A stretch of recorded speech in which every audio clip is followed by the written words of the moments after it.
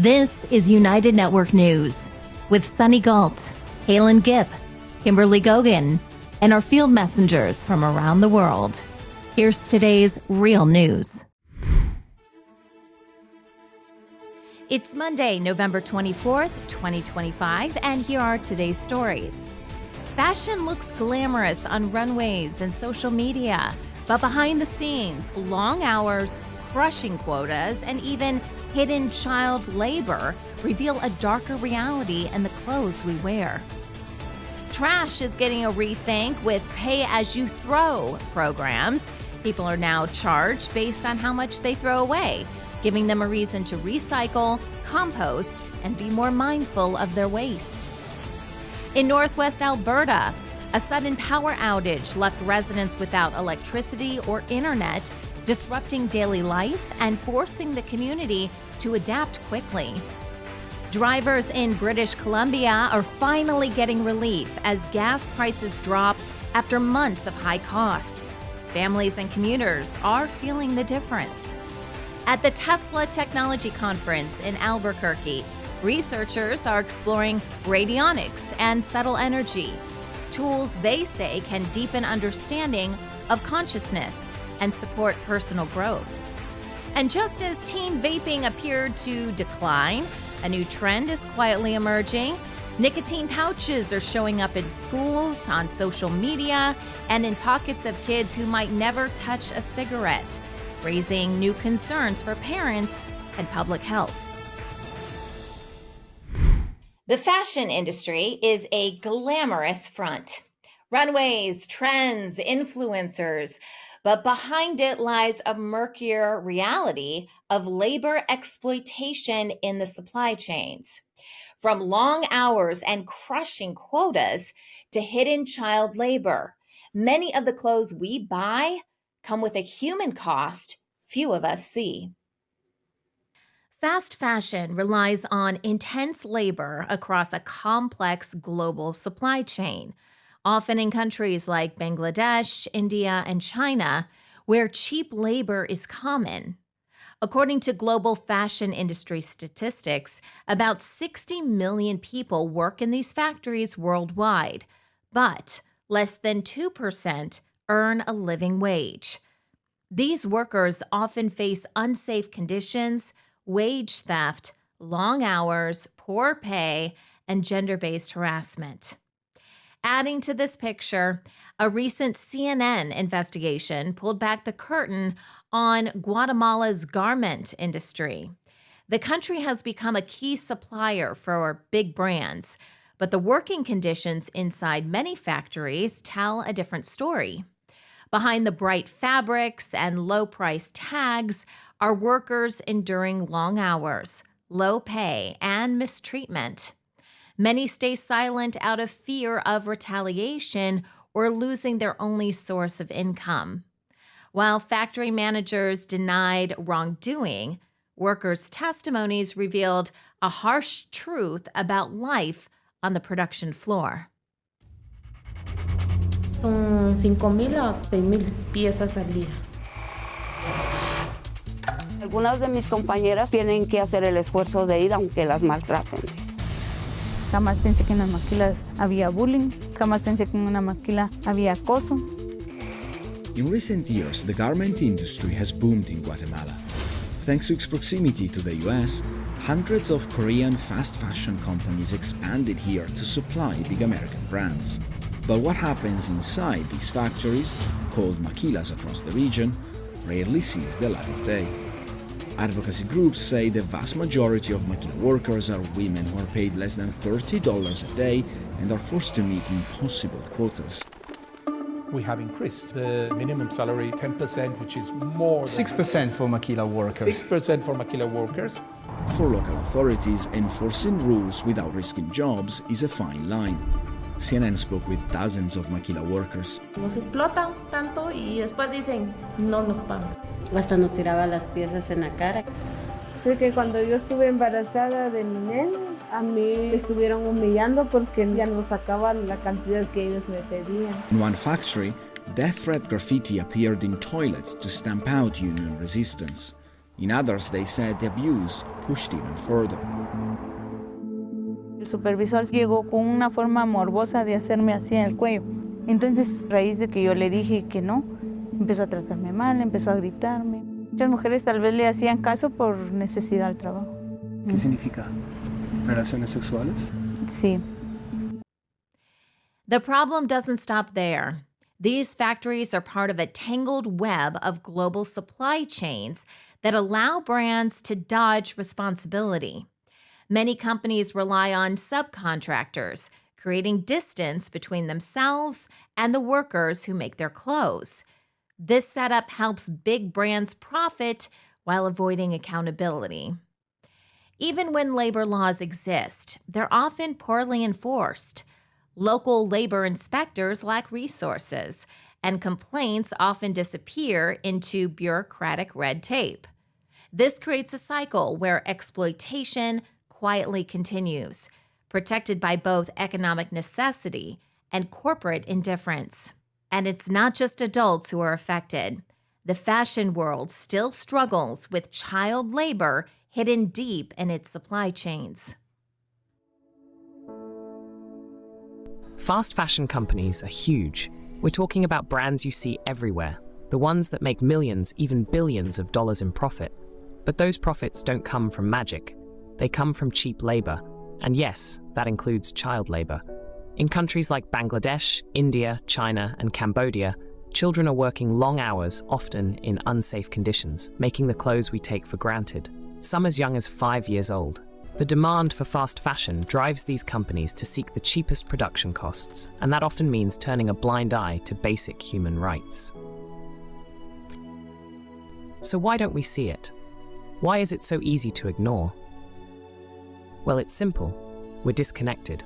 When we click Add to Cart, or when we pick up that dress in the store, we're far removed from the source.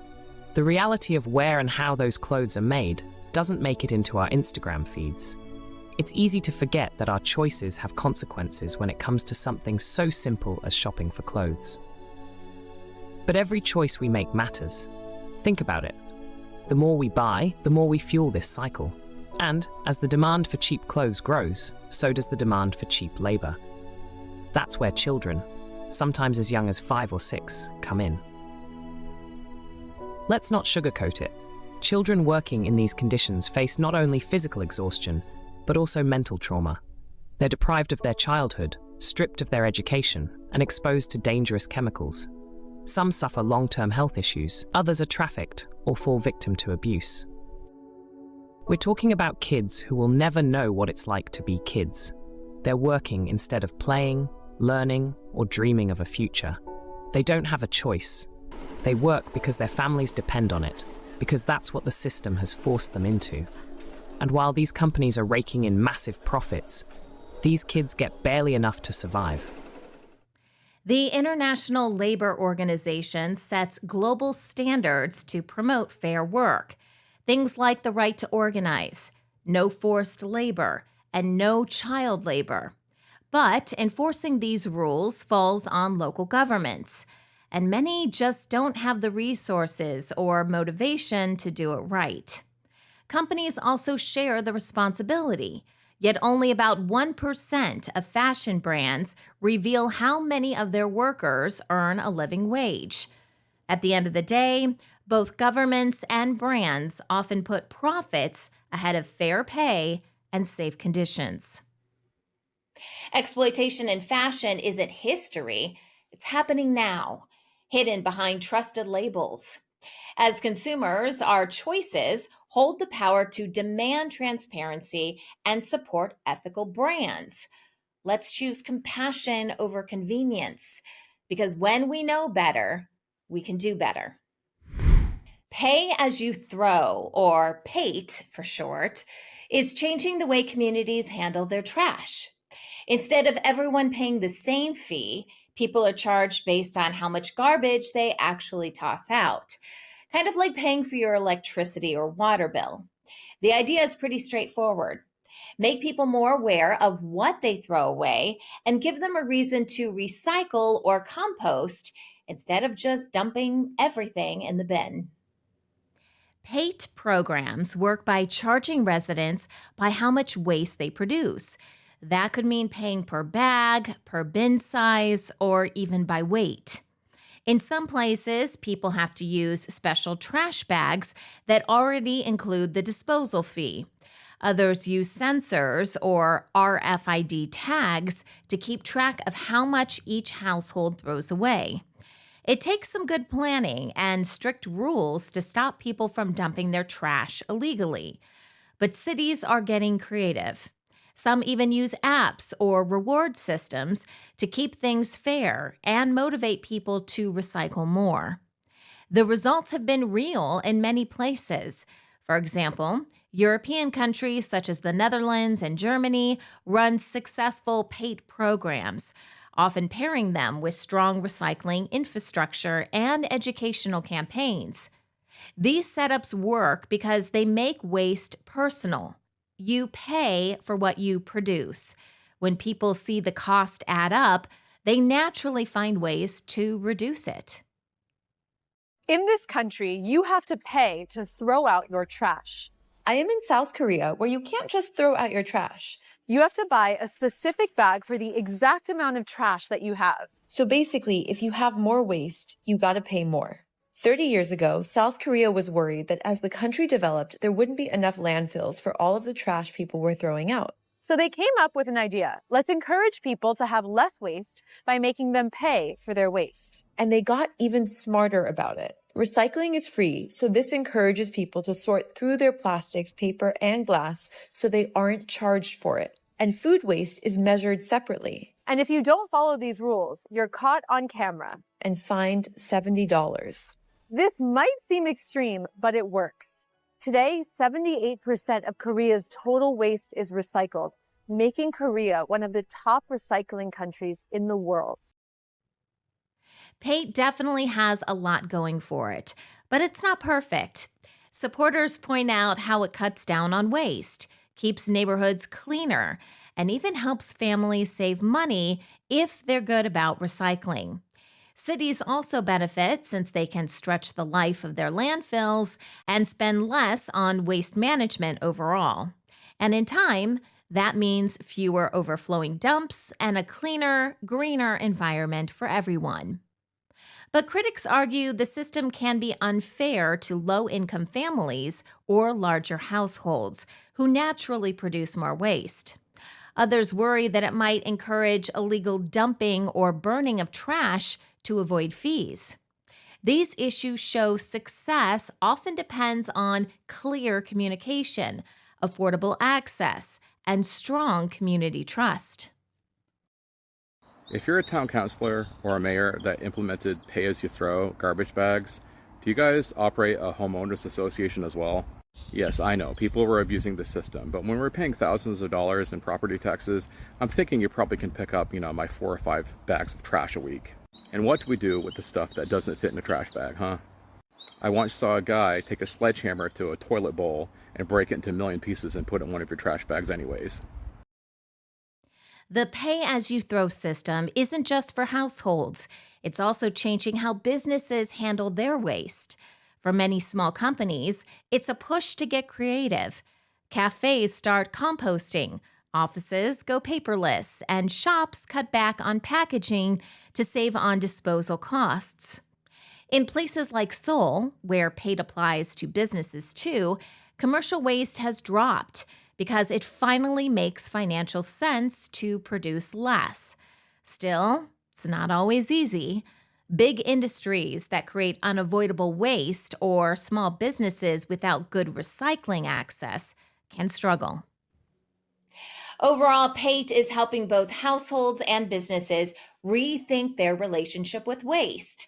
It's not just about paying for garbage. It's about building habits that make communities cleaner and more sustainable. As more cities adopt the system, it could play a big role in shaping a future where throwing things away responsibly becomes second nature. In northwest Alberta, a recent power outage disrupted daily life and internet access. UNN Field Messenger Tanis shares her first-hand experience of the community's challenges.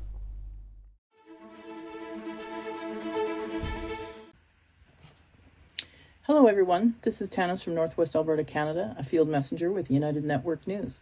On October 9th, 2025, the Thursday before our Canadian Thanksgiving long weekend, a third-party contractor severed the fiber optic cable that connected most of Northwest Alberta to mobility services including 911, TELUS Internet, debit, and credit card machines. The TELUS landlines were not even working.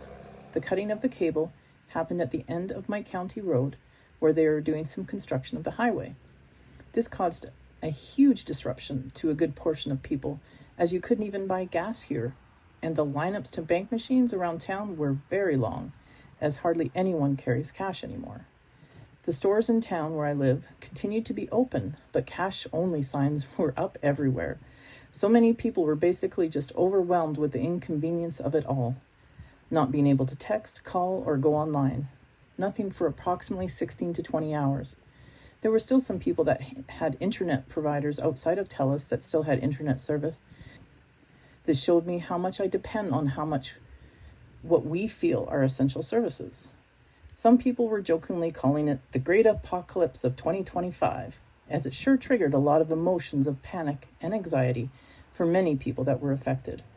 All is working just fine now, but it sure makes a person think how we prioritize our lives and how we spend most of our days. I love that I got to spend some time with neighbors, and I got a lot of outside work on my acreage done as well. Well, that's it for now. Field Messenger Tanis signing off. Amino acids play a vital role in maintaining your overall health and well-being. Not enough amino acids and protein daily can result in brain fog, hormone imbalances, digestive issues, cognitive function, lack of energy, lower immunity, decreased muscle strength, and much more.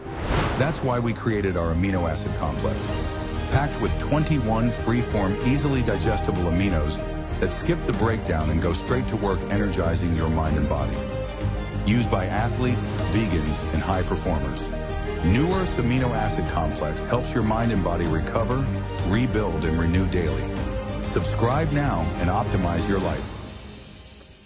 Hello, I'm Susan from Sweden. Mwanda Michael from Eastern Uganda, Africa. Hi, I'm Tim from Vancouver, Canada. I'm Titeshwar Togao from Manipur State, India. I'm Gumba Obasi from Southeast Nigeria. Arnaito Chakrini from Western Uganda, Mbarara. At United Network News, you are the news. My name's Christina, field messenger, report first one in the hurricane down here in Southern California from Mexico. Real people reporting real stories from all around the world. At UNN, our field messengers are changing the face of news. This is Jason from United Network News. We're going to be doing some aircrete building with new technologies that allow us to live in comfort and also off the grid. Take the next step in changing the way the world gets the news. Become a UNN field messenger today. I am Michelle from South Africa, and we are the United Network News. I am United Network News. I am United Network News. If it is going to be, then it's up to me. If it's going to be, it's up to me. Si va a ser así, depende de mí. It's up to me. It's up to me. It's up to me. It's up to all of us. We're UNN. Gas prices are dropping across British Columbia, giving drivers some relief after months of high costs. UNN field messenger Annette reports from Hope, BC on how this affects daily life. This is Field Messenger Annette coming to you from the beautiful Fraser Valley. The daily hunt for cheap gas here is real. Every day feels like a guessing game when it comes to fuel prices in the Fraser Valley, and I'm at half a tank. 1 minute the cheapest gas is at the Esso, the next is the Chevron or the Flying J, and by tomorrow it's changed again. Last week in Hope I saw prices ranging from $1.28.9 a liter all the way up to $1.48.9, all within a few blocks. Even $1.33.9 seems like a deal compared to the higher signs flashing on the highway. For many of us living in rural areas like Hope or Agassiz, checking the Gas Buddy app or driving by to spot the cheapest price has become a part of our daily life. Across the country, the story's the same. In New Brunswick, Mariette says prices have dropped for a while, but now they're back to $1.39.5 at her local Esso. And Steve in Alberta points out the irony. The province that produces oil and gas is sitting around $1.29 a liter. That's about $4.88 per US gallon. So why are these prices jumping around so much? A few big factors are at play. First of all, taxes. British Columbia has some of the highest fuel taxes in Canada. Then refining and marketing costs are an issue because it takes money to process crude oil into gasoline and deliver it to the stations. And Alberta doesn't have, or Canada doesn't have enough refineries, so I think they ship it to the States. The Canadian dollar, of course, a weaker loonie makes imported oil more expensive. So when you add it all up, it's easy to see why filling up feels like a moving target. Still, for those of us in the Fraser Valley, finding the cheapest gas of the day has almost become a local sport. One small win in the ever-changing world of fuel prices. This is Field Messenger Annette for United Network News. Thanks for watching.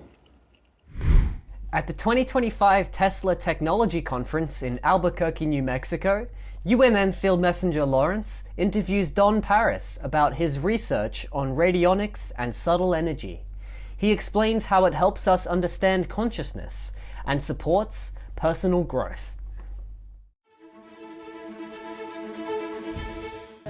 Field Messenger Lawrence Love here at the Tesla Tech Conference 2025. I'm here about to do an interview with a very interesting person. I hope you all enjoy. Hi, Don. How you doing today, man? I'm doing great. We had a great show here at the Tesla conference and 5 days of amazing people, amazing inventors, amazing knowledge. It was just really great. Really enjoyed it. Awesome, man. I would like to ask you a cool question. If you had one message to relate to the people of the world, what would that message be? I think the primary message is find out what's inside of you so that you can understand what's outside of you. I mean, really, it boils down to that because what we're seeing externally from us is a reflection of what goes on inside of our mental, emotional, spiritual state. And so when you understand what's going on inside, it makes sense of the world because people are having difficulty making sense of the world right now. I mean, seriously, it looks like everything's in total chaos. But from a higher perspective, it's the chaos that creates order. You know, order comes out of chaos, and it keeps every spiral. It appears as though it's chaotic in one level, and then from another level, it's ordered. And so that's my message: is go within and find out who you are, so you can understand what's external to you. Awesome. Sounds amazing. What is your next steps looking forward gonna look like? For me, myself? Yes. Well, basically, it's a continuation of the journey that I've been on and with radionics and teaching people how to interact with our consciousness interactive universe. I mean, our universe is consciousness interactive. And so there are two aspects to it. One of them is doing it with your own brain-mind system, which is basically a radionic instrument. And my wife, Ilona Selke, teaches methods and perspectives on how to access that to create changes in the external world through internal changes. So that's one aspect. The other aspect is then using technology that mimics these processes to help people that are not yet able, trained, or functional in that developmental state to be able to create the changes that they want externally. Then we have equipment that basically it's sort of like you can walk to the grocery store and carry your groceries back home, or you can drive the car and drive back home. So it's helping, right? You don't get the exercise driving your car back and home, back and forth. But you do get all the groceries home and you get everything else done with the kids. Yeah. Awesome. Can you tell us a little bit about your product? Well, our main product is the SE5 2000, which is a radionic instrument that its primary purpose is to analyze from a distance. So in other words, we take a photograph of a tree or an animal or a plant, and then we can get a complete informational readout from physical, emotional, mental states of your plant, animal, or person. So we can do that at a distance, and then anything that needs to be corrected, then we can send corrective frequencies back to that target. Amazing. Yeah, it sounds amazing, and it is amazing, but it's sort of the way the universe actually works. Yes. And so I try to explore that in my book, Regaining Wholeness Through the Subtle Dimensions, to explain why and how this can actually work.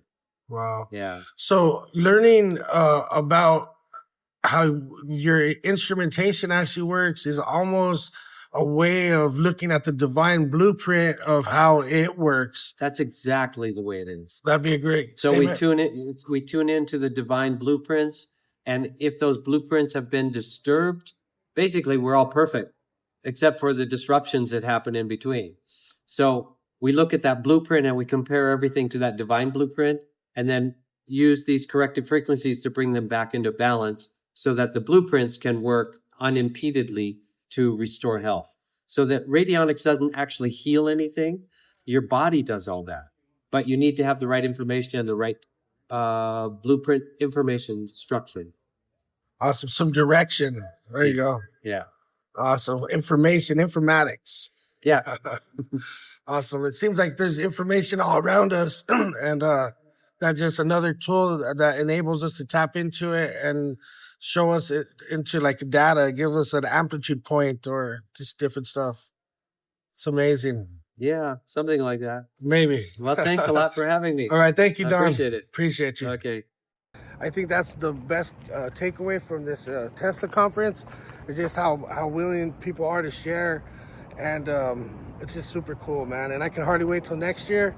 And it'll be super exciting Tesla conference, man, 2026. Wow. Well, until then, Lord's love. Take care.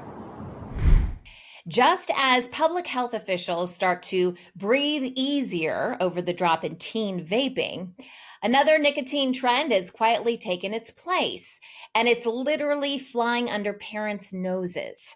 They're called nicotine pouches, and they're showing up in schools, on social media, and even in the pockets of kids who might not touch a cigarette. Nicotine pouches are small white packets, about the size of a piece of gum, that are tucked between the lip and gum in your mouth. The nicotine inside, either synthetic or derived from tobacco, is absorbed through the mouth's lining instead of being inhaled like cigarette smoke or vape vapor. Unlike traditional chew or dip, nicotine pouches don't contain tobacco leaf, which makes them cleaner. But they still contain nicotine, a highly addictive stimulant that can mess with the body's development, especially in teens and young adults. These nicotine pouches have been around since 2014, but they have recently surged in popularity. They're all over social media. Brands like Zyn, Rogue, and Velo market discreet, flavored pouches that appeal to youth and are easy to hide. They're small, odorless, and often go unnoticed by parents. The tins can look like harmless mint containers, but each pouch may pack 3 to 13 milligrams of nicotine, a strong hit, especially for first-time users. That quick buzz can soon lead to cravings and withdrawal, trapping users in a cycle of dependence. I mean, this looks like fluffy and almost like a candy. Like many parents, Wes and Amy Mosley say they wouldn't think twice if they found one of these in their kids' backpacks. Wouldn't have known to be concerned about it. I would have just thought it was like one of those little pouches to keep things dry. They're not alone. A new national survey by the Ohio State University Comprehensive Cancer Center, James Cancer Hospital, and Solove Research Institute finds just 1 in 4 Americans say they could identify nicotine pouches outside of their packaging. So they just like suck on them? These tiny packets filled with flavored powder containing nicotine and other chemicals are smokeless and odorless, but they're far from harmless. We do know that when people start using any nicotine product, which would include nicotine pouches, before their brain is finished developing, that it primes their brain for a stronger nicotine addiction and also primes their brain for addiction to other substances. Nicotine doesn't just cause addiction. It affects how the brain and body function. For teens and adults alike, regular use can disrupt focus, learning, and impulse control, and increase the risk of anxiety, depression, and long-term dependence. The long-term health effects of these nicotine pouches remain unclear. Nicotine can raise blood pressure, constrict blood vessels, and irritate the mouth and gums. Some users also report nausea and stomach discomfort. There's also no standard guideline for using nicotine pouches, and people often leave them in their mouths from anywhere from 15 to 45 minutes. Because of this, the long-term effects of daily exposure to varying nicotine strengths in the mouth are still unknown. Have you guys heard about this stuff? It's called Zyn. I want to talk about the potential benefits and the potential risks. Apparently, it's very popular. I've been talking to some people who've used it. I tried a little bit yesterday, and I was a zombie for about a half an hour. You put it on your gum. It goes directly into the bloodstream. And if you do it in the same place, it can cause irritation, but it does not need the typical cancer warning when one is using a tobacco product. But I do think if you use it in the same spot all the time, it could cause gum recession. Generally, younger people are using it, and it feels like it makes them sharper, it heightens their sense of awareness. It's very effective, better than smoking, better than vaping also, because again, you're not inhaling anything, but can be habit forming. And for people who are addiction prone, I think this can be very, very dangerous. Many adults are also using nicotine pouches as a perceived safer alternative to smoking or vaping, and some turn to them as a way to reduce or quit tobacco use. However, there's debate over whether they can truly help with cessation or simply provide another convenient way to get a nicotine fix. Even without tobacco, the pouches still deliver a potent dose of nicotine, which can maintain dependence rather than break it. Horrible to be addicted to these things. All sorts of negative effects in the human body, raising your blood pressure, raising your sympathetic, that is your fight or flight nervous system, causing anxiety, disrupting sleep, causing mood swings. Anyway, what do you do if you're addicted? Step 1, depending how much nicotine you're using per day, you could decrease a couple of milligrams per day or per week. These come in multiple different strengths, so you can taper down gradually, but the goal is to get to 0 nicotine use at the end of 6 weeks. Step 2, there are so many things you can do in your diet that will improve the withdrawal and that might help you have more energy or more mental focus, which will be lacking when you're withdrawing from the nicotine. Things like creatine, supplementation, or from meat, choline from meat or eggs, things like theanine, which is a supplement, alpha GPC, which is a supplemental form of choline. All these things can help. Step 3, make sure you are exercising every single day. Exercise is going to help mitigate some of these nicotine withdrawal side effects. Don't start, and if you need to taper off, go gradually, exercise every day, make sure you're getting enough sleep during the process, and use foods that are going to have things that will help your brain. Get off the nicotine, guys. Not good for you. Some countries are already taking action to keep nicotine pouches off the shelves. Parts of Europe, for instance, have banned them entirely, worried about the addictive risks and health effects. The message is clear. Even without tobacco, these little pouches aren't harmless, and stopping young people from getting hooked early is a top priority. Are you ready to change the world? Take the next step and join our weekly Field Messenger meetings. Learn more at unitednetwork.earth. I am United Network News, and so are you.